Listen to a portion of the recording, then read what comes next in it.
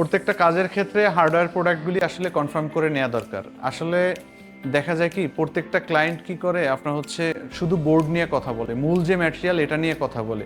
Board নিয়ে কথা বলতে গিয়ে বোর্ডের পিছনে যে অনেক ধরনের অ্যাক্সেসরিজ হার্ডওয়্যার আইটেম দরকার হয় এগুলি নিয়ে কথা বলে না। এখানে গ্যাপটা হয় যখন আমরা রেটটা দেই মার্কেটের যে বাজারে যেই দর আছে বা হচ্ছে প্রমিনেন্ট আর্কিটেক্ট ফার্মগুলি যেই ধরনের বাজেট দেয়, দেখা যায় কি একজন কার্পেন্টার বা একজন কন্ট্রাক্টর যখন বাজেটটায় রেটটা কিছুটা ব্যবধান থাকে।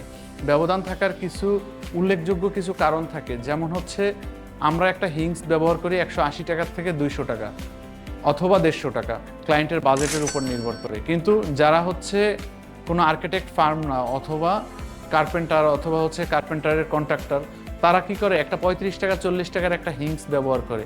সেম কন্ডিশনের একটা ক্লাম, একটা এমএস এর ক্লামের দাম পড়ে 3 টাকা 4 টাকা, আমরা একটা 40-45 টাকা দামের একটা ক্লাম ব্যবহার করি। তো যখন আমরা কোয়ালিটি বেটার করতে যাব তখন আসলে এক্সেসরিজের মানগুলি বাড়াইতে হবে। আর যখন আমরা এক্সেসরিজের মানগুলি বাড়াইতে যাই তখন দেখা যায় কি আমাদের রেটটা আসলে বেড়ে যায়।